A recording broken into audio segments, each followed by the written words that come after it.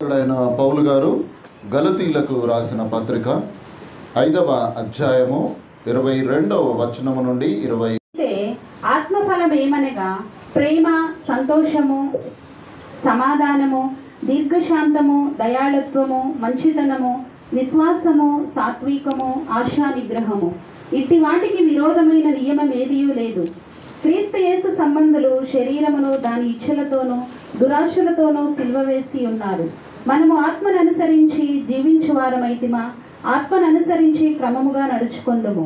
ఒకరినొకరకు వివాదము రేపకయు, ఒకరి యందొకరము అసూయపడకయు, వృధాగా అతిశయపడకయుందుము. ప్రార్థన చేసుకుందాం. మహోన్నతుడా, కనికరము కలిగిన దేవా, నీకే స్తోత్రము నాయనా. నీ కృపలో ఇంతవరకు ఆదరించినందుకు వందనాలు. మీ పరిశుద్ధ లేఖనములు మేము అర్థం చేసుకునే జ్ఞానమును దయచేయమని మా ప్రభు అయిన యేసు క్రీస్తు ద్వారా వేడుకొంచుంటున్నాము తండ్రి. ఆమేన్.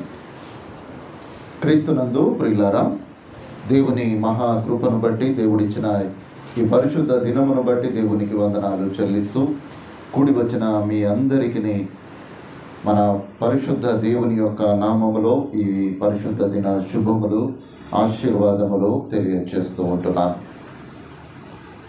గలతీ పత్రిక గురించి కొద్దిగా వివరణ మీకు తెలియచేస్తాను. ఈ గలతీయా అనేటటువంటి ఈ పట్టణము ఆసియాలో ఒక ఉత్తర భాగంలో ఉన్నటువంటి ఒక ప్రాంతము గలతీయా ప్రాంతము. ఇది ప్రస్తుతము టర్కీ దేశము. ఇప్పుడున్నటువంటి టర్కీ దేశము యేసుక్రీస్తు కాలములో లేకపోతే పౌలు గారి ప్రయాణములో గలతీయగా పిలువబడినటువంటి ప్రాంతము. క్రీస్తు పూర్వము 200 సంవత్సరములలో ఈ ప్రాంతము ఉండినటువంటిది. ఇక్కడ వారు ప్రజలు స్థిర నివాసం ఏర్పరచుకున్నారు. వీరు సెల్ట్ జాతికి చెందినటువంటి వారు, లేకపోతే గౌల్ అనే పిలువబడినటువంటి ఒక సంతతి. వీరు పౌలు కాలము నాటికి ఈ ప్రాంతమంతా రోమా పాలనలో ఉంది. క్రీస్తు పూర్వము 25వ సంవత్సరంలో, అనగా ఇంకొక 25 సంవత్సరములలో క్రీస్తు జన్మిస్తాడనే దానికి ముందు అగస్టస్ అనేటటువంటి రాజు, రోమన్ చక్రవర్తి, ఈ ప్రాంతానికి గలతీయా అని పేరు పెట్టాడు. లేకపోతే అక్కడ ఉన్నటువంటి ఆ సంతతి గౌల్ లేదా సల్ట్ అనేటటువంటి పిలువబడేటటువంటి ఆ ప్రాంత ప్రజలను బట్టి ఆ ప్రాంతము పిలువబడేది. కానీ ఆ రోమా చక్రవర్తి అయినటువంటి అగస్టస్ దీనికి గలతీయా అనే పేరు పెట్టినట్లుగా మనము చూస్తాము. మనము లాటిన్ భాషలో మనము దాన్ని తర్జుమా చూస్తే అది గలతీయాగానే వ్రాయబడ్డది. కాబట్టి అది గలతీయాగానే పిలువబడింది. ఇంగ్లీష్లో గలేషియన్స్ అని అంటారు, మన తెలుగులో గలతీయా అని మనము పిలుస్తాము. ఈ పత్రిక ఎప్పుడు రాయబడిందో స్పష్టంగా లేదు, కానీ క్రీస్తు శకము 49 నుంచి 58వ సంవత్సరం మధ్యలో పౌలు గారు ఈ పత్రికను రాసి ఉండవచ్చును అనేటటువంటిది ఒక వివరణ.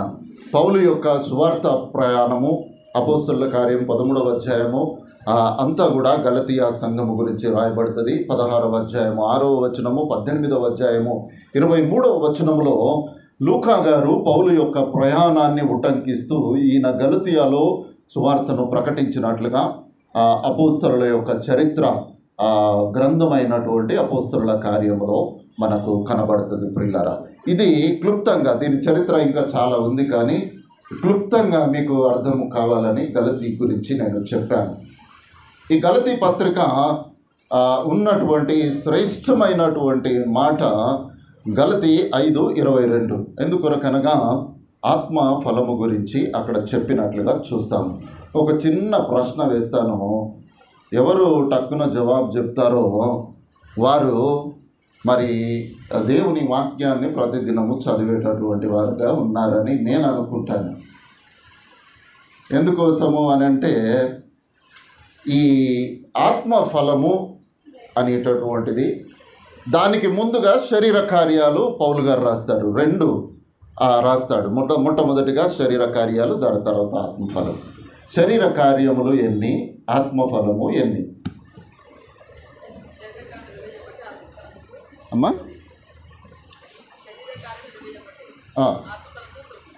ఇంకెవరైనా చెప్తారా?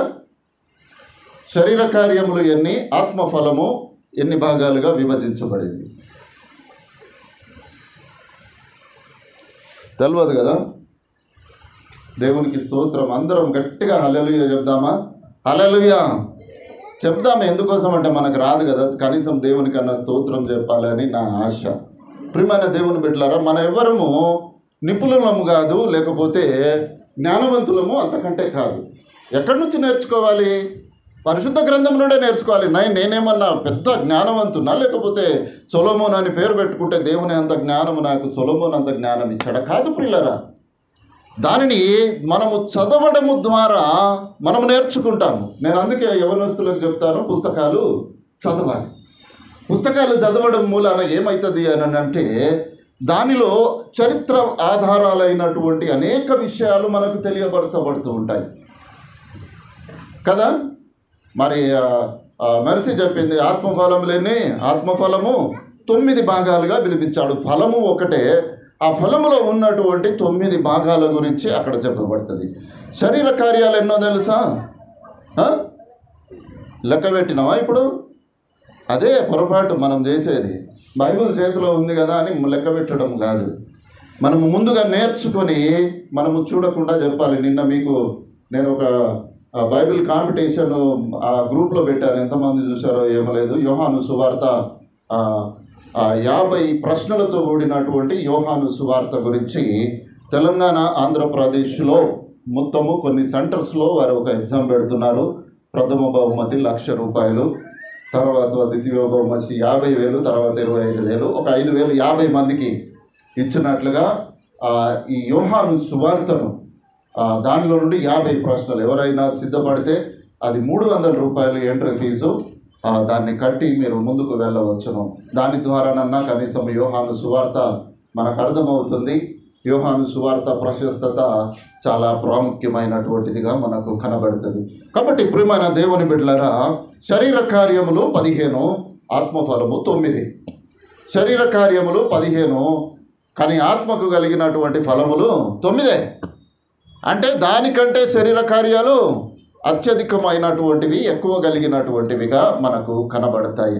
అందుకోసమనే మీకు ఈ 5 వచనాలు, ఏదైతే 22 నుంచి 26 వచనాలకు ఉన్నటువంటి 5 వచనాలను ధ్యానించాలి అని అంటే, ఒక్క ఆత్మఫలములను ధ్యానించడానికే ఉన్నటువంటిది 9 విషయాలను 9 వారాలు చేయవచ్చు.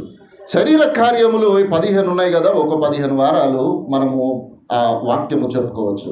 కానీ నేను క్లుప్తంగా కొన్ని మాటలు జ్ఞాపకం చేసుకుంటూ నేను ముందుకు వెళతాను. ఆత్మఫలము చాలా శ్రేష్టమైనటువంటి మాటలు ఉంటాయి. ఏంటి అవి? ప్రేమ, సంతోషము, సమాధానము, దీర్ఘశాంతము, దయాళుత్వము, మంచితనము, విశ్వాసము, సాత్వికము, ఆశా నిగ్రహము. ఈ ప్రేమ అన్నిటికంటే శ్రేష్టమైనటువంటిది. విశ్వాసము, నిరీక్షణ, ప్రేమ, ఈ 3ను నిలుచును. వీటిలో శ్రేష్టమైనది ప్రేమయే. ఇక దీంట్లో డౌట్ ఏం లేదు. అయితే ఈ ప్రేమ ఆత్మఫలములలో ప్రధానమైనటువంటిది. యేసుక్రీస్తు ప్రభువుల వారు చెప్పిన దానిలో కూడా ప్రధానమైనటువంటిది.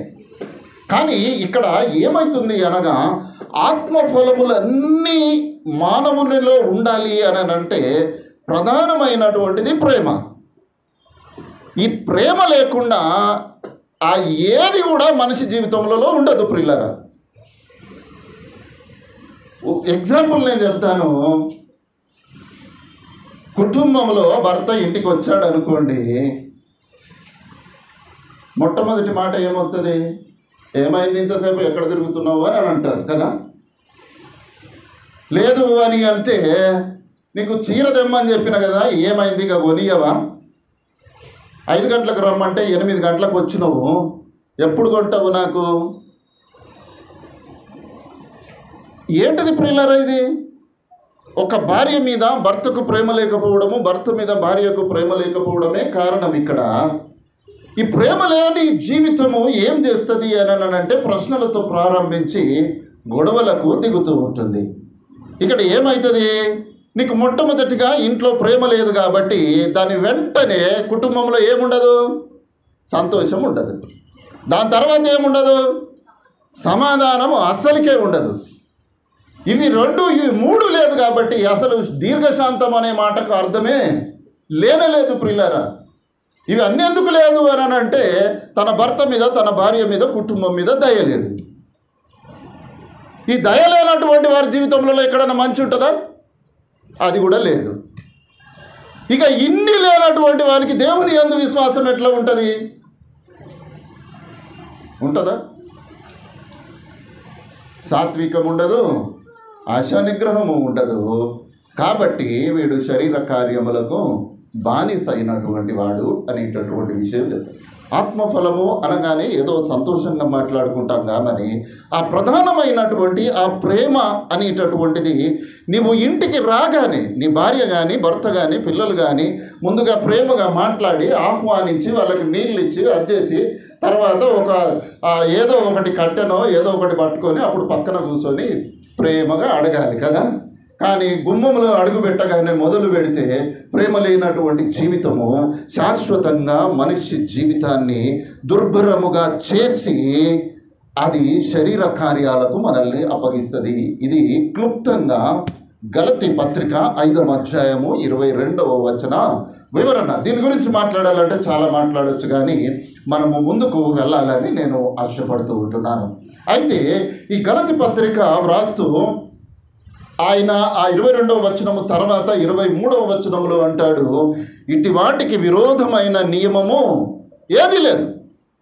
వేటికి విరోధమైన నియమం లేదు. ఈ ఆత్మఫలములకు విరోధమైనటువంటి ఆజ్ఞ ఇంకా ఏది దేవుడు చెప్పలేదు. మరి ఈ మాట ఎక్కడన్నా బైబిల్ గ్రంథంలో చెప్పబడిందో ఒకసారి చూద్దాం. ప్రసంగి గ్రంథము 3వ అధ్యాయము 14వ వచనాన్ని ఒక్కసారి చదువుకుందాం.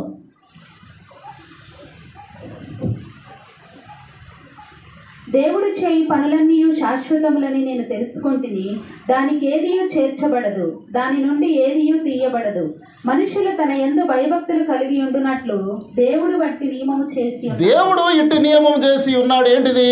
దేవుడు చేసినటువంటి నియమము కానీ ఆజ్ఞ కానీ ఆయన పనులన్నీ కానీ శాశ్వతమైనటువంటిది. శాశ్వతమైనటువంటి కార్యములు దేవుడు చేసి ఉంటున్నాడు. కాబట్టి దానిలో నుండి ఏది తీసివేయలేము, ఏది కూడా కలపలేము. కాబట్టి ఇట్టి వాటికి విరోధమైనటువంటి ఆజ్ఞ ఏదియూ లేదు అనేటటువంటి విషయాన్ని దేవుడు ఈ ఉదయకాలము మనకు జ్ఞాపకము చేస్తూ ఉంటున్నాడు.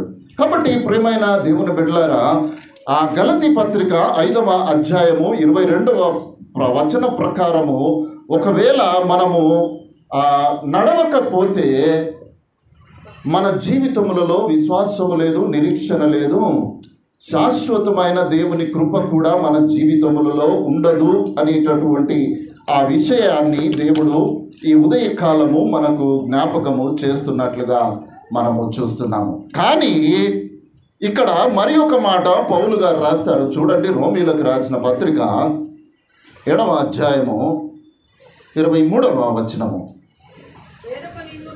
వేరొక నియమము నా అవయవములలో ఉన్నట్టు నాకు కనబడుచున్నది, అది నా మనస్సునందున్న ధర్మశాస్త్రముతో పోరాడుచు నా అవయవములలోనున్న పాప నియమమునకు నన్ను చెరపట్టి ఏం చేస్తుందట? అది మనిషిని లోపరుచుకుంటుంది. ఎక్కడ లోపరుచుకుంటుంది అయ్యా అని అంటే, ఏ కుటుంబములో ఏ భర్త మీద ప్రేమ లేదో, ఏ భర్తకు ఏ భార్య మీద ప్రేమ లేదో, ఈ ప్రేమ లేనటువంటి విషయాన్ని గమనించినటువంటి అపవాది ఏం చేస్తాడయ్యా?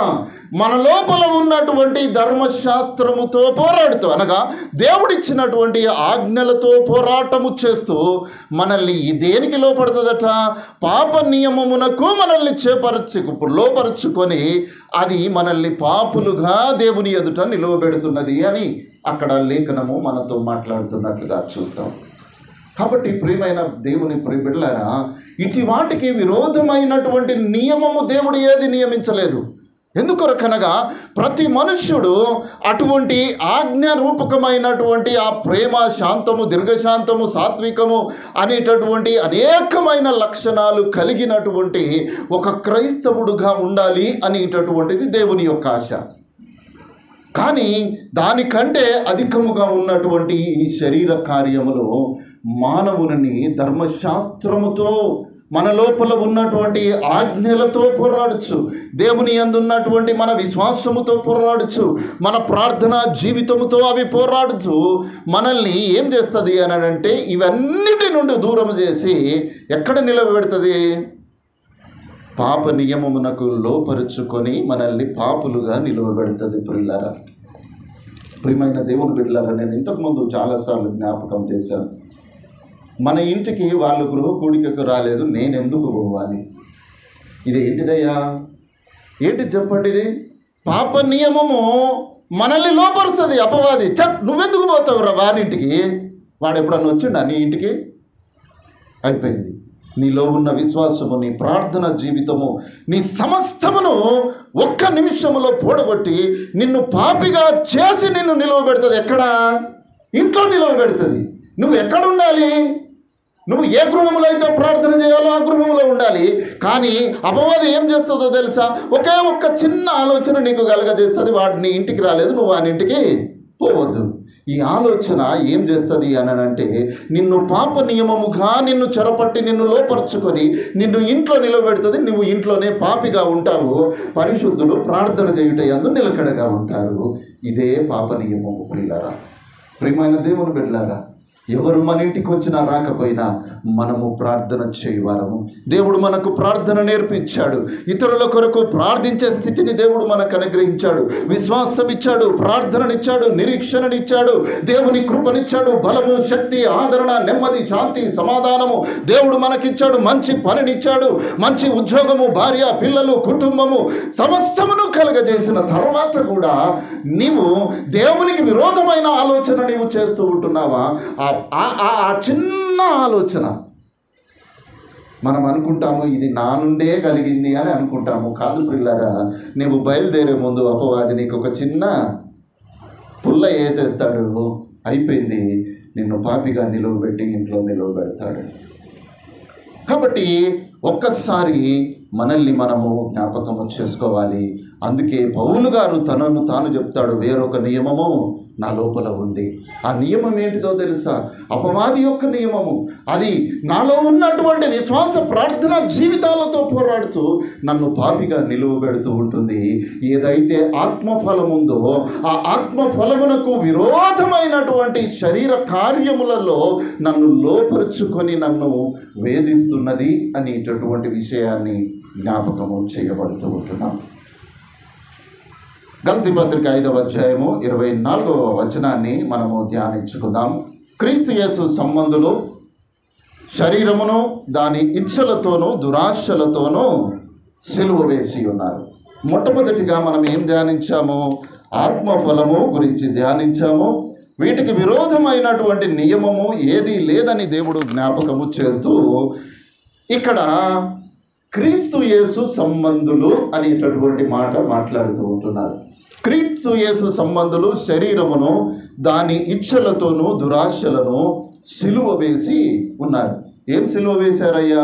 యేసుక్రీస్తు ప్రభువుల వారు శరీరమునకు సిలువ వేయబడింది.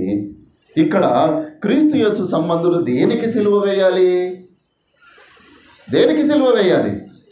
శరీరాశలను, శరీరంలో కలిగేటటువంటి ఆశలను, కోరికలను ఏం చేయాలట? దురాశలను ఏదైతే ఉందో అవన్నీ తీసి సిలువకు కొట్టమని దేవుడు అంటున్నాడు. నిన్ను నీవు సిలువకు కొట్టుకోవాల్సిన అవసరం లేదు, కానీ నీలో ఉన్న శరీర కార్యములను తీసి సిలువకు వేయుము అని అక్కడ చెప్తున్నాడు. గలతీ పత్రిక 5వ అధ్యాయము 17వ వచనాన్ని ఒకసారి చదువుకున్నాం. శరీరము ఆత్మకును, ఆత్మ శరీరమునకు విరోధముగా అపేక్షించును. ఇవి ఒకదానికొకటి వ్యతిరేకముగా ఉన్నవి గనుక మీరేమి చేయి నిశ్చయింతురో వాటిని చేయకుందురు. నేను మరలా జ్ఞాపకం చేస్తూ ఉంటున్నాను. శరీరము ఆత్మకు, ఆత్మ శరీరమునకు ఎప్పుడు యాంటీ. ఇది ఎప్పుడు సహకరించుకోవు ప్రియులరా. ఎందుకు చెప్పండి? ప్రార్థన చేయాలని మనసులో ఉంటుంది, కానీ ఏమవుతుంది? దినమంతా పని చేసి వచ్చాను, అలసిపోయాను, నిద్రపోతే బాగుంటుంది అని అనిపిస్తుంది. దేవుని మందిరానికి పోతే బాగుండు ఆదివారము అని అనిపిస్తుంది.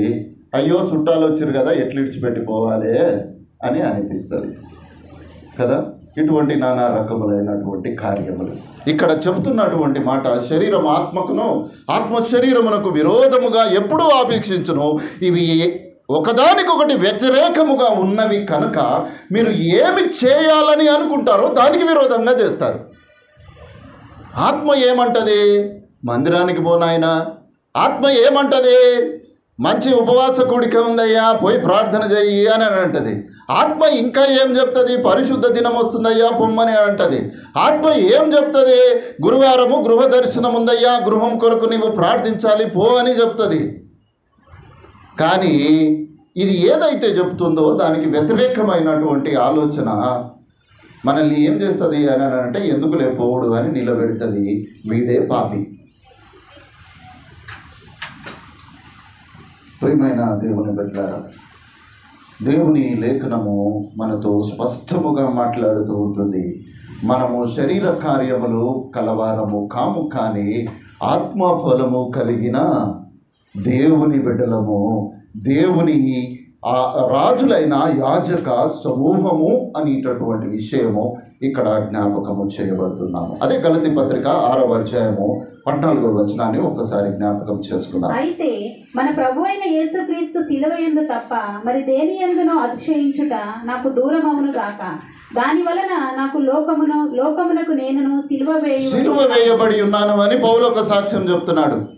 ప్రభువైన యేసుక్రీస్తు సిలువదందు తప్ప మరి దేని యందు అతిశయించుట నాకు దూరమైపోవాలి, నాకు అది అవసరం లేదు. కాబట్టి ఇక్కడ లోకమునకు నేను దానిని విడిచిపెట్టి నేను సిలువ వేసుకున్నాను అని అక్కడ చెప్తున్నట్లుగా మనము చూస్తాము. కాబట్టి ప్రియమైన దేవుని బిడ్డలారా, క్రీస్తు యేసు సంబంధులు ఎవరయ్యా వీరు? ఎవరు వీళ్ళు? బాప్తిస్మములో ఆయన పరిశుద్ధాత్మ శక్తి చేత ఆవరింపబడినటువంటి వారు క్రీస్తు యేసు సంబంధులు. ఆయన పరిశుద్ధ శరీర రక్తములో పాలు పంపులు పొందుకుంటున్నటువంటి వారు ఆయన సంబంధులు. ఆయన యందు ప్రార్థన విశ్వాస నిరీక్షణ జీవితము కలిగిన వారు ఆయన సంబంధులు.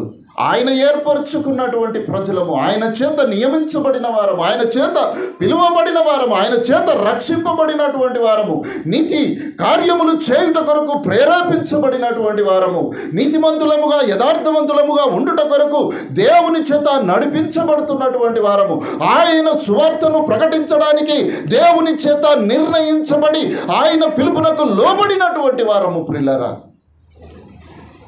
ప్రియమైన దేవుని బిడ్డలారా, క్రీస్తు యేసు సంబంధులు శరీరమును ఏం చేస్తారట? ఆ కోరికలను ఇచ్చలను అన్నిటినీ సిలువ వేసి వాటిని పక్కన పెట్టి దేవుని యొక్క కార్యములను చూడడానికి వారు ఆశ కలిగినటువంటి వారముగా ఉంటారు. అందుకే పౌలు అంటున్నాడు, ఇవన్నీ నాకు దూరమైపోవాలి, నేను వాటితో సహవాసము నేను చేయకూడదు అనేటటువంటి విషయాన్ని జ్ఞాపకము చేస్తూ ఉంటున్నాడు. రోమీలకు రాసిన పత్రిక 8వ అధ్యాయము 10వ వచనము. క్రీస్తు మీలోనున్న ఎడల మీ శరీరము పాప విషయమై మృతమైనది గాని మీ ఆత్మ నీతి విషయమై జీవము కలిగి ఉన్నది. కాబట్టి క్రీస్తు మీలో ఉన్న ఎడల ఏంటిదట? క్రీస్తు మీలో ఉంటే ఏంటిది? పాప విషయమై మీ శరీరము చనిపోయినటువంటిది, కానీ ఆత్మ విషయమై జీవము కలిగినటువంటి ప్రజలముగా మనము దేవుని ఎదుట కనబడుతున్నాము అనేటటువంటి విషయాన్ని దేవుడు మనకు జ్ఞాపకము చేస్తూ ఉంటున్నాడు. కాబట్టి ప్రియమైన దేవుని బిడ్డలారా, శరీర కార్యములు చాలా ఎక్కువ అవి. వాటిని అక్కడ 15 కార్యములు రాయబడ్డాయి, కానీ ఈ రోజుల్లో మనము చూసినట్లయితే వాటి సంఖ్య ఇంకా అత్యధికముగా ఉన్నది అనేటటువంటి విషయము మనకు తెలుస్తూ ఉంటుంది.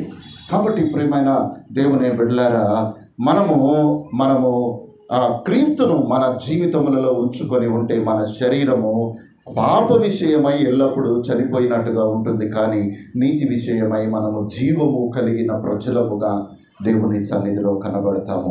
గలతీ పత్రిక 5వ అధ్యాయము 25వ వచనాన్ని ధ్యానించుకుందాం. మనము ఆత్మను అనుసరించి జీవించు వారమైతిమా, ఆత్మను అనుసరించి క్రమముగా నడుచుకుందుము. ఏం చేద్దాము?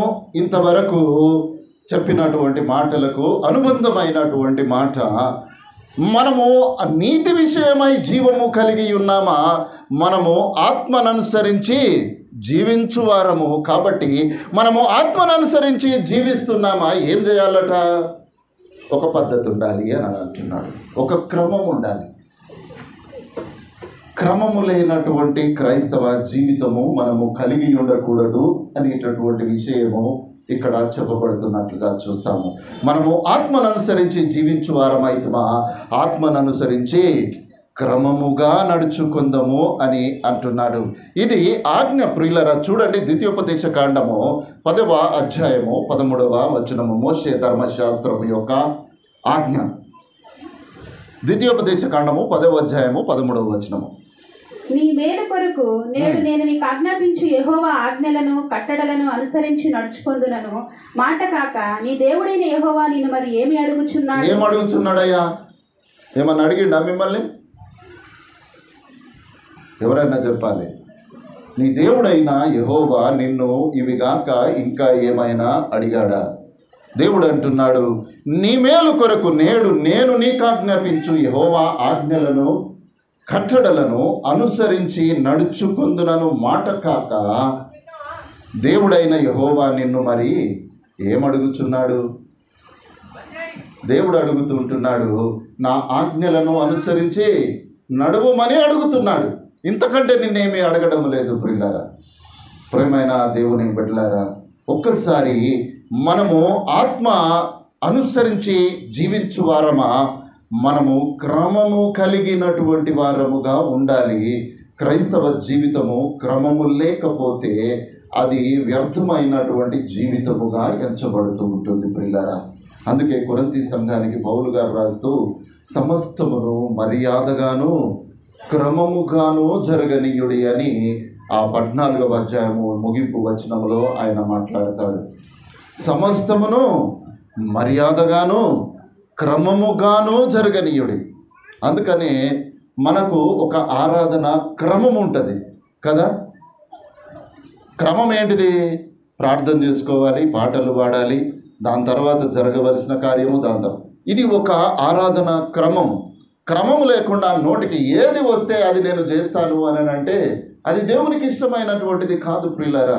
ప్రియమైన దేవుని బిడ్డలారా, దేవుడు మన జీవితములలో ఏదైతే మనకు సెలవిచ్చాడో, ఏ ఆజ్ఞనైతే అనుసరించి నడవమని మనతో మాట్లాడుతూ ఉంటున్నాడో, దాని విషయంలో మనము క్రమము కలిగినటువంటి వారముగా మనము ఉండాల్సినటువంటి విషయాన్ని దేవుడు మనకు జ్ఞాపకము చేస్తూ ఉంటున్నాడు.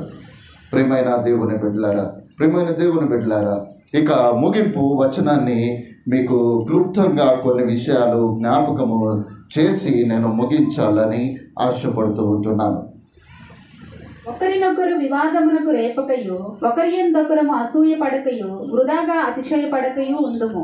ఇక ముగింపు, గలతీ పత్రిక 5వ అధ్యాయము ముగింపులోనికి వచ్చిన తర్వాత గలతీ సంఘాన్ని దేవుడు ఆ పౌలు గారు హెచ్చరిస్తూ ఉంటున్నారు. ఒకరినొకరము వివాదము రేపొద్దు, ఒకరి యందొకరము అసూయ పడవద్దు, వృధాగా అతిశయపడవద్దు. 3 విషయాలు మీకు జ్ఞాపకం చేసి నేను ముగించేస్తాను. మొట్టమొదటిగా వివాదము, రెండవది అసూయ, మూడవది అతిశయము. ఇవి ఎక్కడుంటాయో తెలుసా ప్రియులారా?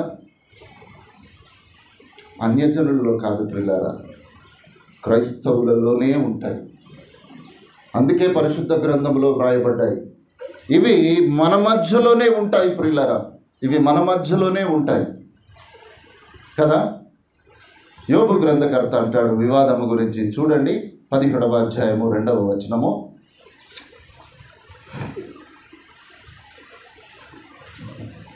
ఎగతాళి చేయువారు నా యొద్ద చేరి ఉన్నారు, వారు పుట్టించు వివాదములు నా కన్నులకు ఎదురుగా ఉన్నాయి. ఎక్కడున్నారట?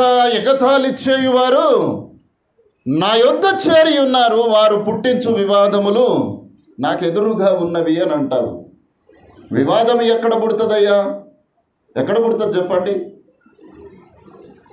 అపవాది ఎక్కడ ఉంటాడు? మన మధ్యలోనే ఉంటాడు ప్రియులారా. ఈ అపవాది కార్యములు ఏం చేయడము అని అంటే వివాదములు పుట్టించడమే. ఒక చిన్న ఆలోచన పుట్టిస్తాడు. ఈ ఆలోచన అది అక్కడే ఉండక పక్కకే పోతుంది. ఈ పక్కకు పోయినటువంటిది ఇంకుంటుందా, చుట్టుకొని వచ్చి నాశనం అయిపోతుంది. నిన్న ఒక కార్యక్రమానికి నేను వెళ్ళాను. నాకు అంతవరకు చాలా సంతోషం అనిపించింది. ఆ మాటల్లో మాట్లాడుతూ వారు ఒక మాట మాట్లాడారు. ఈ సంఘము ఏ విధంగా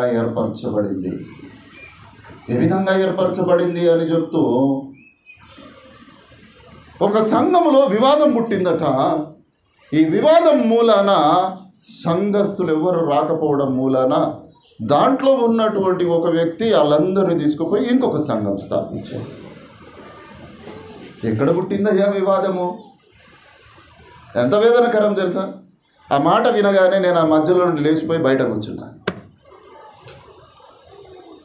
నాకు చాలా వేదన కలిగింది. ఎవడయ్యా దేవుడు నీకు ఏమని చెప్పాడు? ఆ సంఘాన్ని గూలగొట్టి తీసుకొని వచ్చి ఈ సంఘంలో ఉండమని చెప్పాడా? ఏనాడైనా మనం ఎవరినైనా అడగమని నేను చెప్పానా?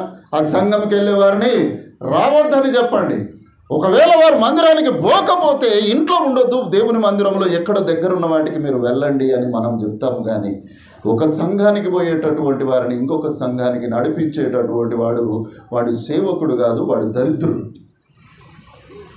ఎవరిని నడిపించాలయ్యా? ఎవరిని నడిపించాలి? వాక్యము తెలియనటువంటి వారిని సంఘానికి నడిపించాలి. అన్యజనులైనటువంటి వారిని సంఘానికి నడిపించాలి. దేవుని మందిరముకు వెళ్ళనటువంటి వారిని దేవుని మందిరానికి నడిపించాలి. ఈ వివాదము అనేటటువంటిది ఎక్కడ ఉంటుంది అని అంటే మన మధ్యలోనే ఉంటుంది. ఇది ఒక చిన్న దుర్బుద్ధి. ఇది కలగజేసి ఏం చేస్తుంది అంటే సంఘములో వివాదములు కలగజేసేటటువంటిదిగా ఉంటుంది. అందుకే యోబు భక్తుడు అంటున్నాడు, వివాదములు కలగజేయువారు ఎక్కడున్నారట? ఎదురుగానే ఉన్నారు. మన ఎదురుగానే ఉండొచ్చు, లేకపోతే మన పక్కనే ఉండొచ్చు, మనతోనే ఉండొచ్చు. కానీ వీరు వివాదములు సృష్టించేవారు. అందుకే నేను చాలాసార్లు చెప్తాను, మీరు వినొద్దు, ఇంకొకరితో మాట్లాడొద్దు. అయిపోయిందా? ఇక వివాదము లేదు, ఏమీ లేదు. ఏం చేస్తామయ్యా? వద్దు అని ఎవరైనా అన్నారనుకోండి, మనము వారి మీద కోపం వస్తుంది. ఒక చెడు మాట చెప్పారనుకోండి, చాలా సంతోషం అవుతుంది. అవును, ఇది చేస్తే బాగుంటుంది. వివాదమునకు కారణము ఈ వివాదము పుట్టించువాడు భ్రష్టుడు అనేటటువంటి విషయము దేవుడు మనకు జ్ఞాపకము చేస్తున్నాడు. యాకోబు పత్రిక 3వ అధ్యాయము 14 నుంచి 16 వచనాలు. అయితే మీ హృదయములలో సహింపవలనివి కాని మత్సరమును వివాదమును ఉంచుకొనిన వారైతే అతిశయపడవద్దు. సత్యమునకు విరోధముగా అబద్ధం ఆడవద్దు. ఈ జ్ఞానము పైనుండి దిగివచ్చినది గాక భూ సంబంధమైనది, ప్రకృతి సంబంధమైనది, దయ్యముల జ్ఞానము వంటిదినై ఉన్నది. ఏలయనగా మత్సరమును వివాదమును ఎక్కడ ఉండునో అక్కడ అల్లరియు ప్రతి నీచ కార్యమును ఉండును. ఏముంటాయి అని సెలవిస్తూ ఉంటున్నాడు. మీ హృదయములో సహింపనలవి కాని మత్సరము వివాదము ఉంచుకొనిన వారైతే అతిశయపడవద్దు. సత్యమునకు విరోధముగా అబద్ధము ఆడవద్దు. ఈ జ్ఞానము పైనుండి వచ్చేటటువంటిది కాదు. అంటే వివాదము సృష్టించి దేవుని వలన కలిగిందని నీవు అనుకుంటున్నావేమో. ఇది పైనుండి వచ్చేటటువంటిది కాదు. ఇది కేవలము ప్రకృతి సంబంధమైనది, భూ సంబంధమైనది అని దేవుడు మాట్లాడుతూ ఉంటున్నాడు. కాబట్టి ఈ భూ సంబంధమైనది ఎటువంటిది అయి ఉన్నది అంటున్నాడు? దయ్యముల జ్ఞానము వంటిది అయి ఉన్నది అని అంటున్నాడు. ఇప్పుడు మన బుర్రలలో ఏదన్నా వివాదము ఉన్నదా? వాళ్ళలో ఏమున్నది? ఇక ఇప్పుడే మీరే చెప్పాలిగా. దయ్యం ఉన్నదా? దేవుడు ఉన్నాడా? దేవుని వాక్యమే చెప్తుంది, నేనేం చెప్పడం లేదు. ఇది ఈ జ్ఞానము పైనుండి దిగి వచ్చేటటువంటిది కాదు. ఇది భూ సంబంధమైనది, ప్రకృతి సంబంధమైనది, దయ్యముల జ్ఞానము వంటిదై ఉన్నది. ఎందుకొరకు దయ్యము జ్ఞానము అని అంటే, ఏలయనగా మత్సరమును వివాదము ఎక్కడ ఉండునో అక్కడ ఏముంటుందట? అల్లరి ఉంటుంది, నీచ కార్యములు ఉండును అని అక్కడ చెప్తున్నారు. ప్రియులారా, ప్రియమైన దేవుని బిడ్డలారా, ఈ వివాదమునకు దూరముగా ఉందాం. వివాదమునకు దూరముగా ఉందాం. వివాదాస్పదమైనటువంటి మాటలకు దూరంగా ఉందాం. వివాదమైన కార్యములకు మనము దూరముగా ఉందాము. ఇదేం పెద్ద కష్టతరమైనటువంటి పని కాదు ప్రియులారా. మన నోటిని అదుపులో ఉంచుకోగలిగితే ఈ వివాదములు ఎక్కడ కూడా కలగవు ప్రియులారా. నువ్వు వేరే వాళ్ళ గురించి విన్నటువంటి మాటను నీ హృదయంలోనే ఉంచుకో. అది నీతో సమాధి అయిపోవాలి. నీవు ఎదుటి వానికి చెప్పావా, వివాదము కలుగజేస్తున్నటువంటి వాడవుగా దానవుగా ఉన్నావు, వివాదము నీవు కలుగజేస్తున్నావా, నీ మీద దయ్యం ఉన్నది అని దేవుడు సెలవిస్తుంటున్నాడు. లేదు, నా మీద దయ్యమే ఉండాలి అని అనుకున్నావా, నీవు దయ్యముతోనే ఉంటావు. ఆ దయ్యము మందిరంలోనే కూర్చుంటుంది, కానీ పరలోక రాజ్యము ఎన్నటికి చేరదు. అందుకే అన్నాను, అపవాది ఎక్కడ ఉంటుందయ్యా అని అంటే మందిరంలోనే ఉంటుంది. రెండవదిగా అసూయ. ఈ అసూయ కలగడము మూలాననే ఈ వివాదాలు పుడతాయి పిల్లరా. అసూయ అనేటటువంటిది ఎంత చెడ్డది అని అంటే, ఎదుటివానికి కలిగినటువంటి దానిని బట్టి మనము బాధపడడమే అసూయ కదా. మీకు చాలాసార్లు చెప్పాను కదా, ఇప్పుడు నేను 3 కమిటీల్లో ఉన్నాను. 3 కమిటీల్లో ఉన్నటువంటి అందరికీ మందిరాలు ఉన్నాయి, అందరికీ మోటార్ సైకిల్ ఉన్నాయి, అందరికీ కార్లు ఉన్నాయి. అందులో నాకు ఒక్కరికి మందిరం లేదు, కారు లేదు, ఇంకొకటి లేదు, సొంత ఇల్లు లేదు. అందరికీ సమృద్ధి అయినటువంటి. కానీ నేనెప్పుడూ అసూయపడలేదు. దేవునికి స్తోత్రం. దేవుడు వారికి ఇంకా సమృద్ధి కలగచేయునుగా కానీ ప్రార్థన చేస్తాను. ఎందుకయ్యా మనకెందుకు అసూయ? దేవుడు నాకు ఇది ఇచ్చాడు, ఇగో ఈ పని చేయరా బాబు, ఇగో ఈ సంఘమును నీకు ఇచ్చాను, దీన్ని ఖాయము, నీ పనిది. కానీ ఇంతకు మించి మనము ఏదైనా ఆలోచన చేస్తే అది అసూయ పిల్లలు. యోసేపు మీద ఏం చేశారు అతని సహోదరులు? ఏం చేశారు? అతని సహోదరులు అతని యందు అసూయపడిది అని ఆదికాండం 37వ అధ్యాయం 11వ వచనంలో వ్రాయబడుతుంది ప్రియులారా. కానీ తండ్రి యాకోబు ఏం చేశాడో తెలుసా? తన కలల గురించి చెప్తూ ఉంటున్నాడు. యోసేపు తండ్రి గద్దించాడు. తండ్రి గద్దించాడు. మీరు ఇంటికి వెళ్ళినాక 37వ అధ్యాయం చదవండి. తండ్రి యోసేపును గద్దించాడు, అన్నలు అసూయపడ్డారు. ప్రియమైన దేవుని బిడ్డలారా, అందుకే ప్రతిసారి నేను గద్దిస్తాను, నేను అసూయపడను. మీకున్న జ్ఞానమును బట్టి, మీకున్నటువంటి స్థితిని బట్టి నేను ఎన్నడూ అసూయపడను. కాకపోతే ఖచ్చితంగా గద్దించాలి. కారణం ఏంటిదో తెలుసా? గద్దింపు లేకపోతే మానవుడు చెడిపోతాడు. కాబట్టి గద్దించుము అని దేవుని లేఖనము మనతో మాట్లాడుతూ ఉంటుంది. ప్రియమైన దేవుని బిడ్డలారా, ఈ అసూయ అనేటటువంటిది క్రైస్తవ జీవితానికి పనికిరాదు ప్రియులారా. చూడండి 106వ కీర్తన 16వ చరణము.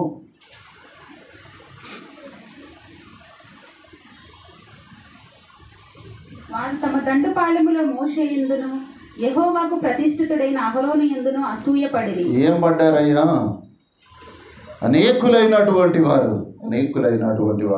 దేవుడు అహరోనును హెచ్చించిన విధానము, మోషే నడిపిస్తున్నటువంటి విధానమును బట్టి వారి యందు అసూయపడినట్టుగా అక్కడ చెప్తున్నట్లుగా చూస్తాం.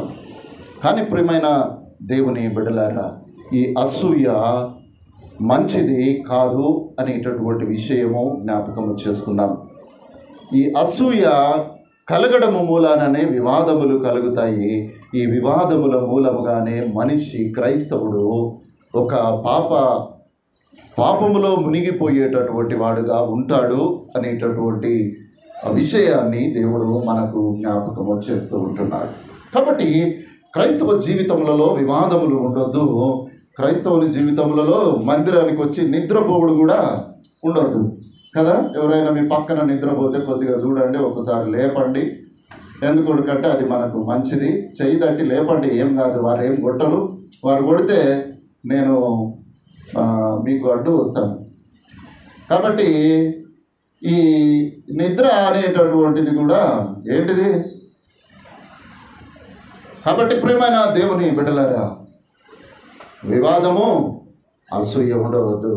ప్రాముఖ్యమైనటువంటిది అతిశయము. ఏంటిదయ్యా ఈ అతిశయము? ఏంటి చెప్పండి? అతిశయం ఎవరికి ఉంటుందో చెప్పండి. గర్వం. అతిశయం అంటే ఏమి కాదు, గర్వం. గర్వం ఎవరికి ఉంటుంది చెప్పాలి? ఎవరికి గర్వం ఉంటుంది? దేవుని లేఖనాన్ని ప్రకారం చూసుకుందాం. 10వ కీర్తన 3వ వచనం. దుష్టులు తమ మనోవిలాషని బట్టి అతిశయపడుదురు, లోకులు యెహోవాను తిరస్కరింతురు. ఎవరికి గర్వం ఉంటుందయ్యా? ఇప్పుడు ఎవరికి ఉంటుంది? మనం ఏం చెప్పుకోవాల్సిన అవసరం లేదు. అంత పరిశుద్ధ లేఖనము మాట్లాడుతుంది, అది మనతోనే మాట్లాడుతుంది. ఎవడైతే గర్వం ఉంటుందో వాడు దుష్టుడు, ఎవరికైతే గర్వం ఉంటుందో వాడు లోబి. 2 వచనాలు చెప్పారా? 2వది చూడండి, 20వ కీర్తన 7వ వచనము. కొందరు రథములను బట్టి కొందరు గుర్రములను బట్టి అతిశయపడుదురు, మనమైతే మన దేవుడైన యెహోవా నామమును బట్టి అతిశయపడుదుము. ఇక కొందరు రథములను బట్టి కొందరు గుర్రములను, అనగా ఆ రోజుల్లో ఉన్నటువంటి వారికి ఉన్నటువంటి రాచరికపు స్థితిని బట్టి ఆ మాట రాయబడ్డది. ఈ రోజుల్లో ఏముంది? చాలామంది అందమును బట్టి అతిశయపడుతుంటున్నారు కదా. అందము దేవుడిచ్చిందే, ఏదైనా దేవుని వలనే కలిగినటువంటిది. కానీ ఈ అందము ఏమవుతుంది ప్రియులారా? ఎంతకాలం ఉంటుంది చెప్పండి? ఎంతకాలం ఉంటుంది మానవుని జీవితంలో? అయిపోయింది కొంతకాలం. అసలు నీకు జ్ఞానం వచ్చి నీవు నీ శరీరాన్ని సంస్కరించుకోవాలి అని నీవు ఆశ కలిగి నీవు దానిని ఆచరణలో పెట్టే అంతలోపే నీ వయసు ముగిపోతుంది. ఆ తర్వాత ఇక ఏమీ ఉండదు ప్రియులారా. కొందరు వాటిని బట్టి గర్విస్తారు, కొందరు జ్ఞానమును బట్టి, కొందరు ధనమును బట్టి, కొందరు తమకున్నటువంటి స్థితిగతులను బట్టి, కొందరు తమకున్నటువంటి వస్తు సంపదను బట్టి, కొందరు తనకున్నటువంటి అనేకమైనటువంటి వాటిని గురించి గర్వపడతారు. కానీ దేవుడు ఏమంటున్నాడని అంటే, నీవు నీ దేవుడైన యెహోవాకు జనముగా ఉన్నావు గనక నీవు అతిశయపడము. ఎవరిని బట్టి? నీ దేవునిని బట్టి అతిశయపడము అని దేవుడు సెలవిస్తూ ఉంటున్నాడు. హబక్కూకు గ్రంథము 2వ అధ్యాయము 4వ వచనం.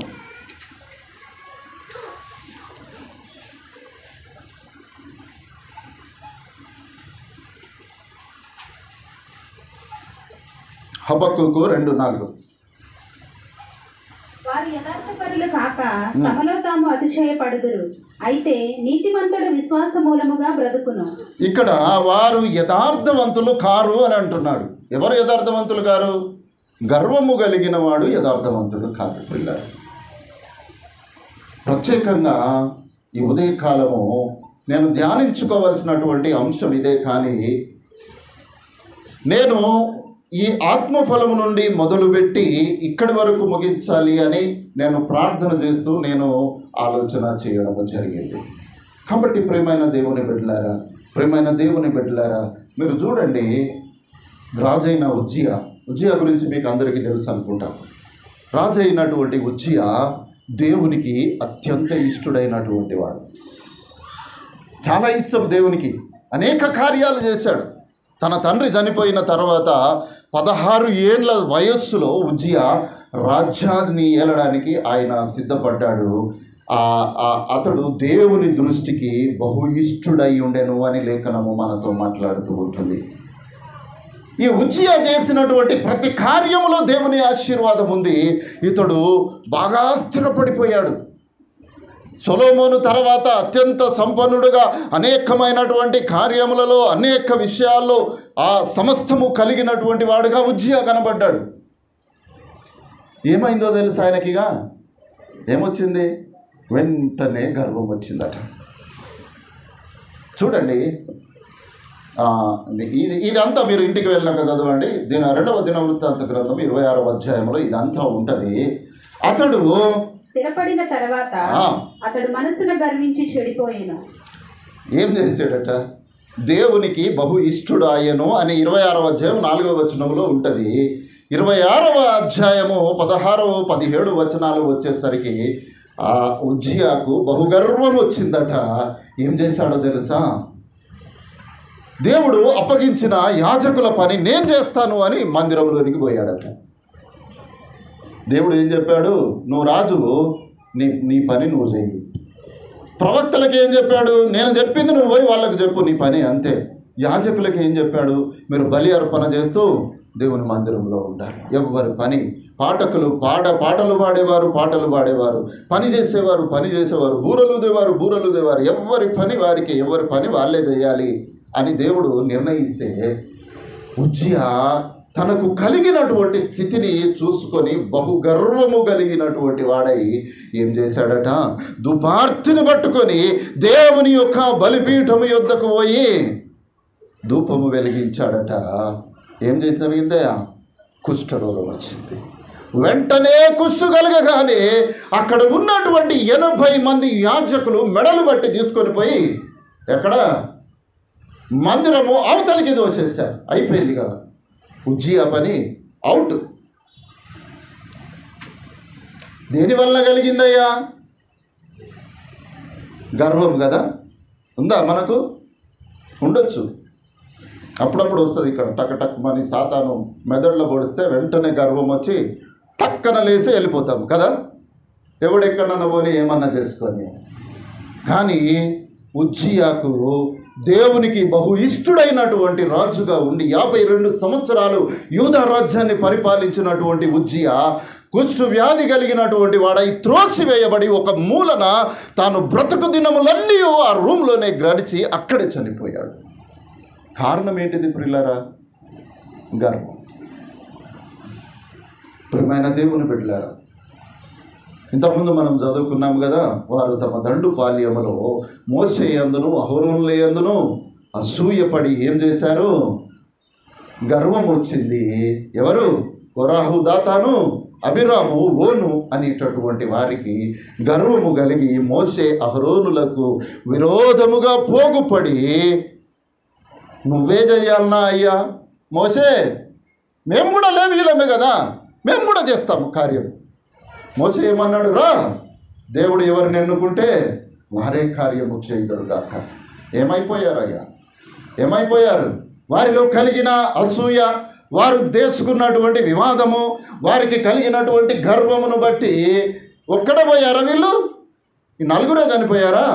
కోరాహు, దాతాను, అబిరాము, ఓను అనేటటువంటి వారు, వారి భార్యలు, వారి పిల్లలు, వారి కుటుంబాలు అంతా ఒక పక్కన చేరగానే భూమి నెరలు విరిచి అయిపోయారు. అసలు భూమిగా అక్కడ ఏమైపోయిందో కూడా తెలియదు పిల్లలు. గర్వము మంచిది కాదు. మనకు అవసరం లేదు పిల్లరా, మనకు అవసరం లేదు. ఎవరికన్నా ఉంటే ఉండని, కానీ మనము గర్వపడాల్సిన అవసరం లేదు. దేవుడు మనకిచ్చిన స్థితిలో మనల్ని మనము పోషించుకునేటటువంటి వారముగానే మనము కనబడాలి. యన్నా అంబ్రే అనేటటువంటి వారు మోషేను ఎదిరించిరి అనేటటువంటి మాట తిమోతి పత్రికలో పౌలు గారు రాస్తారు. కాబట్టి ఇటువంటి విషయాలు మనము జాగ్రత్త కలిగిన వారముగా ఉండాలి.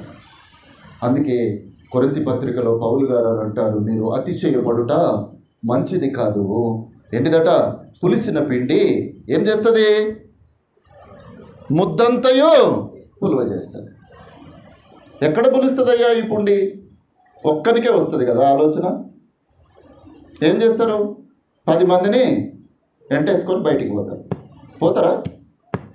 అర్మాన్ పోతారా బయటికి? ఒక్కరికి ఆలోచన వచ్చి చెప్తే 10 మంది బయటికి పోతారు. అందుకే దేవుని లేఖనం అంటుంది, మీరు అతిశయపడుట మంచిది కాదు. మీరు గర్వము మీకు అవసరం లేదు. ఎందుకొరకనగా ఒక్క పులిసిన మాట అపవాది యొక్క ఆలోచన ఏం చేస్తుంది? సంఘాన్నంతా చెడగొట్టేసేటువంటిదిగా ఉంటుంది. కాబట్టి మనకు గర్వము అవసరము లేదు అని ఆ కొరింథీ మొదటి పత్రిక 5వ అధ్యాయము 6వ వచనంలో మనకు తెలియచేస్తూ ఉంటున్నాడు పిల్లలు. యాకోబు పత్రిక 4వ అధ్యాయము 16వ మనం ముగించుకున్నాం. యాకోబు పత్రిక 4వ అధ్యాయము 16వ వచనం. ఇప్పుడైతే మీరు మీ డంబములయందు అతిశయుడుచున్నారు. అతిశయపడుచున్నారు. ఇట్టి అతిశయమంతా చెడ్డది.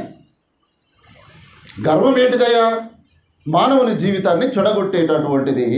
ఇప్పుడు మనకున్నటువంటి స్థితిని బట్టి మనము అతిశయ గర్వపడుచున్నాము. కానీ ఈ గర్వము మానవుని జీవితానికి చెడ్డది అనేటటువంటి విషయాన్ని ఇక్కడ జ్ఞాపకము చేయబడుతూ ఉంటున్నాం.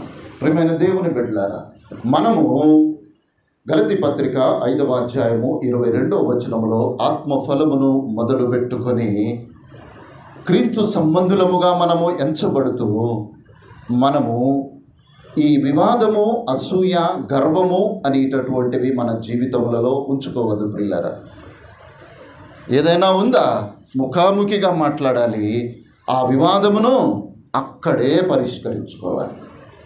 దానిని హృదయములో పెట్టుకొని అసూయ కలిగి, గర్వము కలిగి మనము ఉన్నామా? మనము దేవునికి ఇష్టమైన వారము కాదు.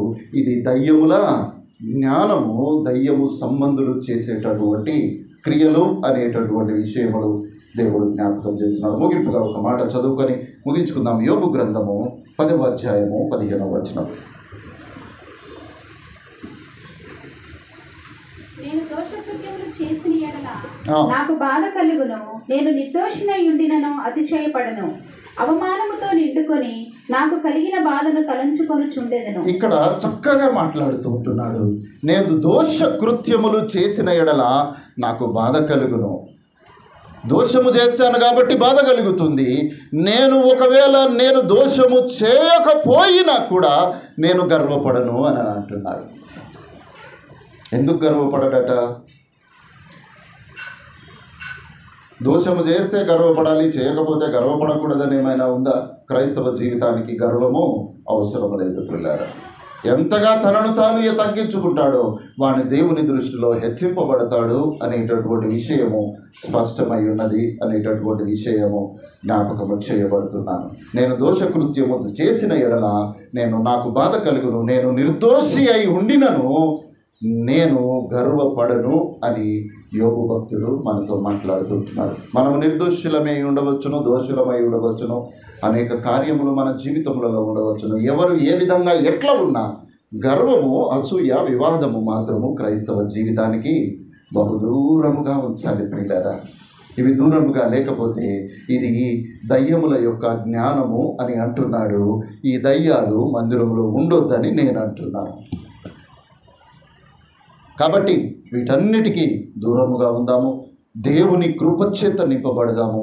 దేవుడు మన జీవిత కాలంలో మనకిచ్చినటువంటి స్థితిలో దేవుడు మనల్ని ఏ పని కొరకైతే నిర్ణయించాడో ఆ కార్యమును సంపూర్ణముగా చేయుట కొరకు దేవుడు మనకు బలమిచ్చినంత కాలము సంపూర్ణముగా చేయుట కొరకు మనము ప్రతిష్ఠించుకుందాము. దేవుని దృష్టిలో నిర్దోషులముగా, నీతిమంతులముగా, యథార్థవంతులముగా కనబడడానికి మనము సిద్ధపరచుకుందాం. అటువంటి గొప్ప కృప, ఆశీర్వాదము, నెమ్మది, శాంతి, సమాధానము దేవుడు మనకు దయచేయునుగాక. ఆమేన్.